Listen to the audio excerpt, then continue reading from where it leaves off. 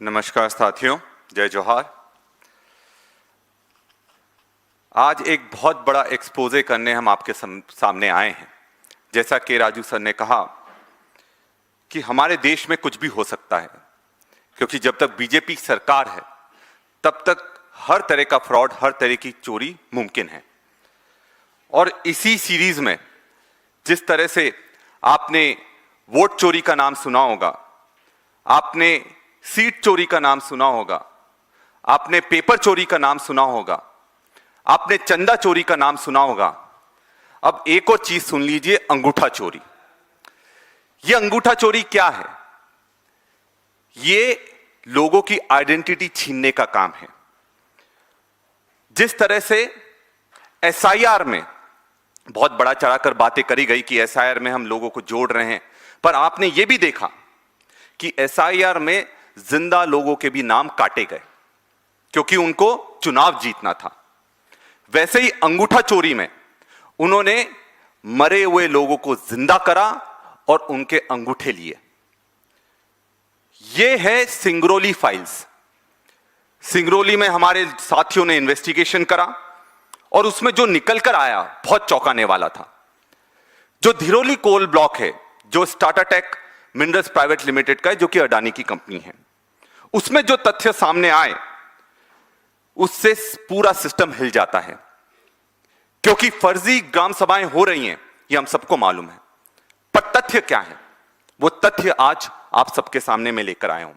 और सिर्फ ये एक कॉर्पोरेट हाउस की बात नहीं है, पूरे देश में इस तरह की फर्जी ग्राम सभाएं हो रही हैं और बिना अनुमति के फर्जी अंगूठे के साथ में उनकी अनुमति लेकर धड़ल्ले से माइनिंग चल रही है।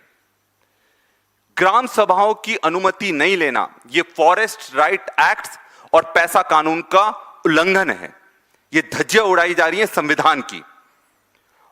तो फिर ग्राम सभाओं में अंगूठे किसने लगाए? क्या मरे हुए लोगों को लाया गया और उनका अंगूठा लिया गया? क्या फर्जी ग्राम सभाएं ली गई?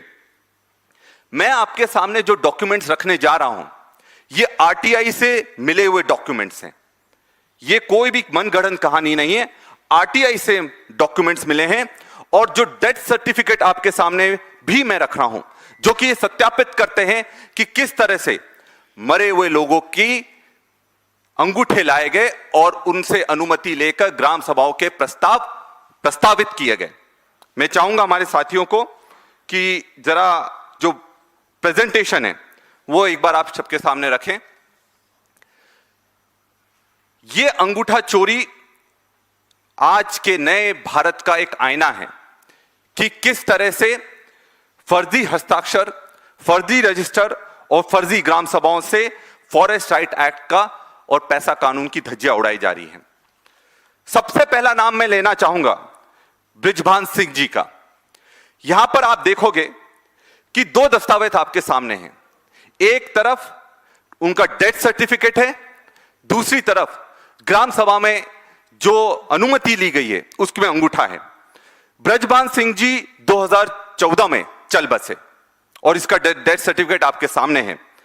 पर जो उनसे सहमति ग्राम सभा में ली गई, चाहे वो एजेंडा दिनांक 20 नवंबर 2021 हो या फिर बैठक में हस्ताक्षर 2021 में 24 नवंबर को हो, तो इसका मतलब 7 वर्ष बाद, उनके मरने के 7 वर्ष बाद उनका एजेंडा दिनांक 2021 में उनके हस्ताक्षर नहीं लेते हुए उनके अंगूठा लिया गया। दूसरा उदाहरण फुलेश्वरी सिंह, इनकी मृत्यु 2018 में हो गई और जो बैठक में हस्ताक्षर लिए गए वो 2021 में, जो अंगूठा लिया गया 2021 में लिया गया। तीसरा जगबंदन सिंह गौंड, इनकी मृत्यु 2015 में हो गई, पर जो इनका अंगूठा लिया गया ग्राम सभा में 2021 में लिया गया। चौथा उदाहरण चंद सिंह, इनकी मृत्यु 2017 में हो गई, पर जो इनका अंगूठा लिया गया 2021 में ग्राम सभा में लिया गया। पांचवा उदाहरण नंदलाल सिंह खैरवार, इनकी मृत्यु 2014 में हो गई, पर जो इनका अंगूठा लिया गया ग्राम सभा में 2021 में लिया गया। छठा उदाहरण सुखवारिया सिंह खैरवार, इनकी मृत्यु 2017 में हो गई, पर इनका अंगूठा जो लिया गया ग्राम सभा की अनुमति में और खदान की अनुमति में और फॉरेस्ट के डाइवर्जन में, वो 2021 में लिया गया।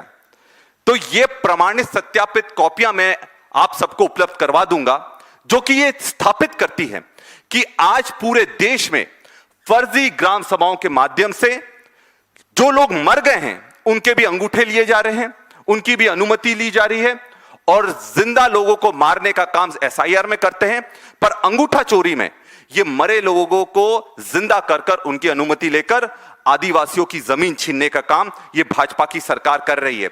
और आखिरी में एक और मैं उदाहरण आपको दिखाता हूं। ये उदाहरण है सुमारू सिंह और सोनमती सिंह का। कौन थे सोनमती और सुमारू? ये वो लोग थे जो सिंगरौली में धिरोली कोल ब्लॉक का विरोध पूरी ताकत से कर रहे हैं, और ये डेलीगेशन लेकर दिल्ली आए थे राहुल गांधी जी से मिलने। उनके सामने पूरी बात भी रखी, जो आप बीती है वो भी बताई। पर इसमें मजेदार चीज क्या है? मजेदार चीज ये है कि इनका अंगूठा भी उस ग्राम सभा के प्रस्ताव में मौजूद है। अब आप बोलेंगे कि ये तो जिंदा है, तो अंगूठा आ गया तो कौन सी बड़ी बात है? बड़ी बात इसलिए है क्योंकि ये दोनों पढ़े लिखे लोग हैं, ये दोनों हस्ताक्षर करते हैं, अंगूठा नहीं लगाते। तो क्या बीजेपी सरकार पढ़े लिखे आदिवासियों को अंगूठा टेक बनाना चाहती है और इसी तरह से ये अपना विकास मॉडल आगे कर रही है? देखिए, इतिहास में एकलव्य का अंगूठा काटने का काम द्रोणाचार्य जी ने करा था, और जो उनका अधिकार था वो लिया गया था। आज के भारत में मोदी सरकार और बड़े बड़े उद्योगपति आदिवासियों का अंगूठा काटकर उनसे अनुमति ले रहे हैं और उनकी जमीन छीनने का काम ये लोग कर रहे हैं। हमारी जो मांगे हैं वो एकदम स्पष्ट हैं। हम मांग करते हैं कि इसमें सीबीआई की जांच होना चाहिए। जहां भी इस तरह के केसेस सामने आए पूरे देश में, उन केसेस की सीबीआई जांच होना चाहिए, क्योंकि ये फ्रॉड करने का केस है, संविधान के उल्लंघन का केस है। और आदिवासियों के जो राइट्स की बात के राजू सर ने कही थी कि लगातार कांग्रेस ने सेफगार्ड्स करे, उनके लिए अधिकार करें, उनके लिए नियम बनाएं, उनको धज्जियां उड़ाने का काम ये बीजेपी की सरकार कर रही है। और जो लोग धोखाधड़ी में अधिकारी शामिल हैं, जो कॉर्पोरेट कंपनियां शामिल हैं, उनके खिलाफ एफआईआर होना चाहिए। और तीसरा कि जब तक ये जो हमने सत्यापित आरोप लगाए हैं, जब तक इसकी तफ्तीश ना हो जाए, तब तक जहां जहां खदानें, जहां पर इस तरह के आरोप लगे, उस पर रोक लगना चाहिए और माइनिंग पर रोक लगना चाहिए। एसआईआर में जो हमने बात कही कि एसआईआर में जिस तरह से जिंदा लोगों के नाम काटे गए, उनका वोट का अधिकार छीना गया, उस पर भी वापस से जांच होना चाहिए। और जो लोगों के जो नाम कटे हैं और जो वोट का अधिकार छीना गया है, उस पर भी एक जांच बैठना चाहिए। उड़ीसा को लेकर जो सर ने एक बात कही है कि पूरे देश में फॉरेस्ट राइट एक्ट, पैसा कानून, ये सबसे बड़े अधिकार हैं आदिवासियों के। और आज के देश में फॉरेस्ट राइट एक्ट का तो उल्लंघन हो रहा है, पर पैसा कानून की धज्जियां किस तरह से उड़ रही है वो मैं आपको बताऊंगा। आदिवासियों के संरक्षण में, पूरे देश में आदिवासियों का संरक्षण कौन करता है? राष्ट्रपति करते हैं, जो कि द्रौपदी मुर्मू जी हैं, उड़ीसा से आती हैं। पूरे देश में 10 ऐसे राज्य हैं जो कि शेड्यूल एरियाज में आते हैं, शेड्यूल स्टेट्स हैं। 5th शेड्यूल वहां पर लागू है, 5वीं अनुसूची वहां पर लागू है। आपको यह जानकर आश्चर्य होगा कि पूरे देश में ओडिशा ही अकेला ऐसा राज्य है जहां पर से मुख्यमंत्री भी आदिवासी है, भाजपा के हैं, और जहां से राष्ट्रपति द्रौपदी मुर्मू आती हैं।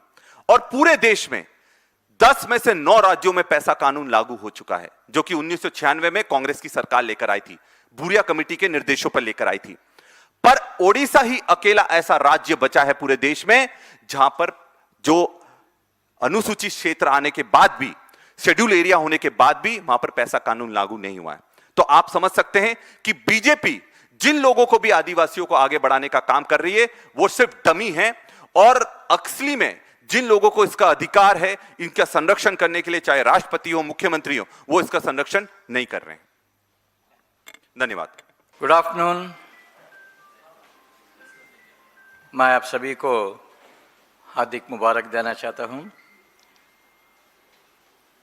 I just would like to take 5 minutes to explain the context of the topic on which Vikrant Bhuria ji is going to address the press conference. Last 12 years of the BJP government's rule, we have been witnessing devastating reality of the government literally waging war against the people in general, particularly the tribals, in pursuit of so-called development.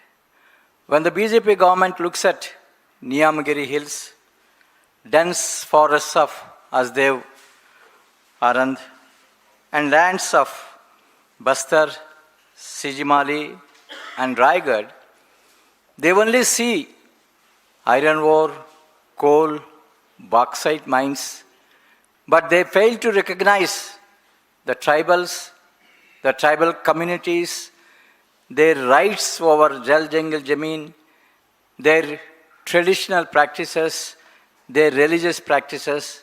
The BJP government doesn't look at them, doesn't recognize them.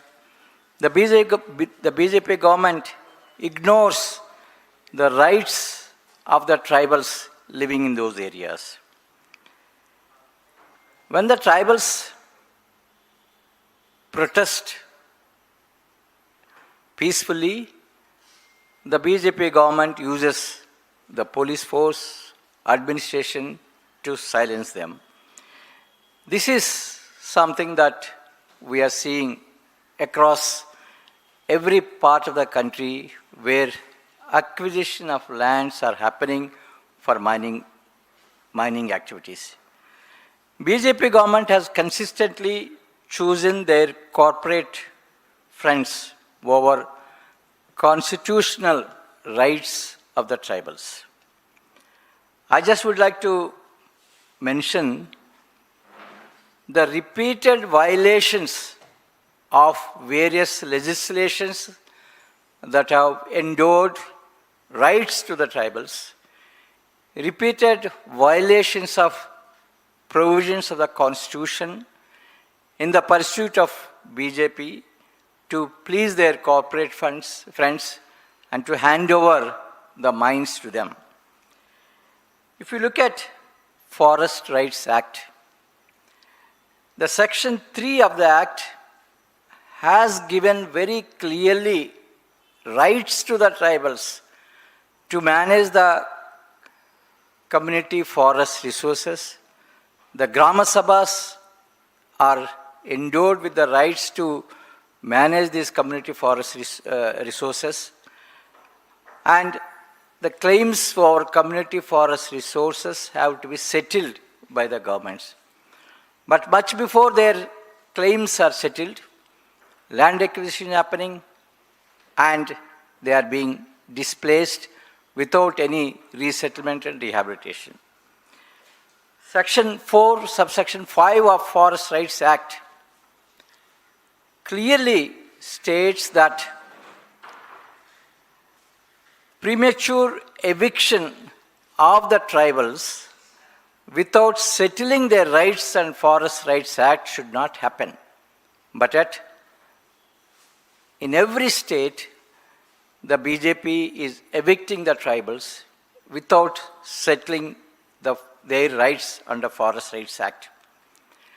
Section 5 of the Forest Rights Act gives rights, powers to the tribals to manage the forest, to make sure that the forest is sustained, and also to see that no activities happen that would destroy the forest. But in the name of mining operations, forests are destroyed, and the tribals' oppositions, tribals' protests are totally ignored. UPA government have brought an act, Land Acquisition Resettlement Act 2013, which has stated very clearly that in the scheduled areas, lands of the tribals shall not be acquired without taking their consent. But we find no such process is followed. We have also seen how the provisions of Land Acquisition Resettlement Rehabilitation Act, as far as resettlement rights, rehabilitation rights are totally ignored. Nowhere a very clear, well-defined package for resettlement rehabilitation of the tribals is offered to them. And the Grama Sabhas are empowered to articulate their objections, but the way the Grama Sabhas are conducted is a farce. They are all fake Grama Sabhas that are conducted. Section 4 to 9 of the Land Acquisition Resettlement Rehabilitation Act clearly defines a very important process called social impact assessment.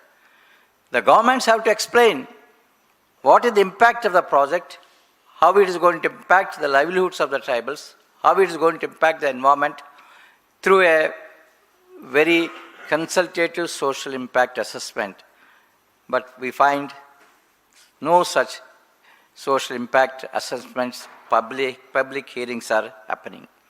Similarly, the Panchayat Sections and Scheduled Areas Act endows the Grama Sabha with all the powers to manage Jal Jangil Jameen, to also protect, safeguard the customary rights, religious practices of the tribals. All these rights are totally ignored while acquiring the lands for the mines.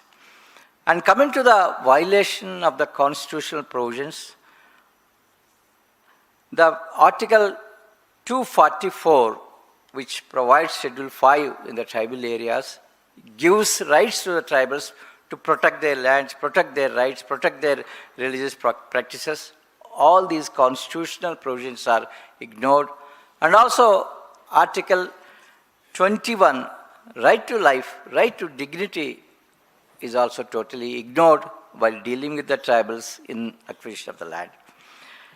So we need to, at this point of time, examine whether the BJP government cares for the rights of the tribals or gives importance to favor its corporate friends.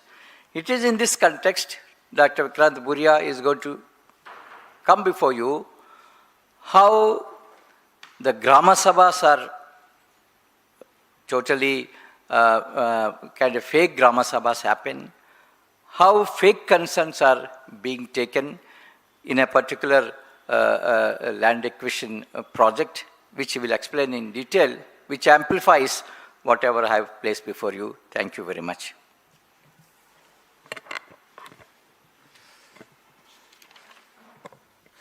कोई सवाल करना चाहते हैं तो कर सकते हैं. Thank you.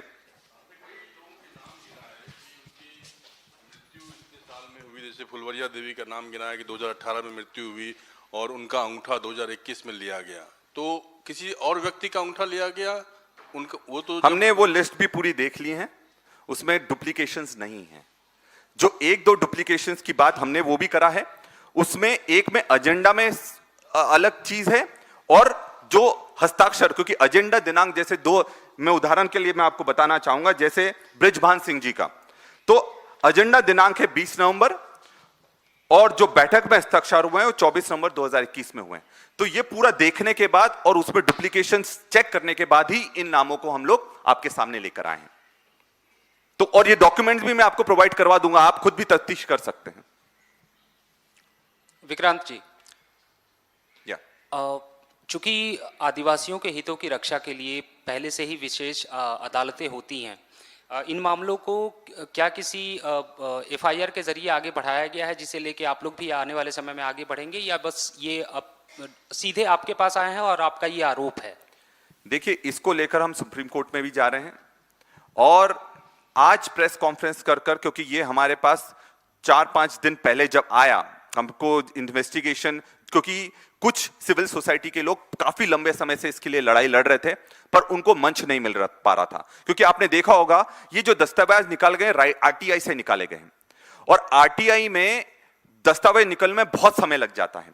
तो ये आरटीआई से दस्तावेज निकाले गए हैं, इस पर इन्वेस्टिगेशन हुई है, उसके बाद डेथ सर्टिफिकेट सबके निकाले गए हैं, उनको फिजिकली वेरीफाई करा गया है, उसके बाद आपके सामने प्रेस कॉन्फ्रेंस लेने के लिए हम लोग आए हैं, और इसको हम आगे सुप्रीम कोर्ट में लेकर जाएंगे। Thank you.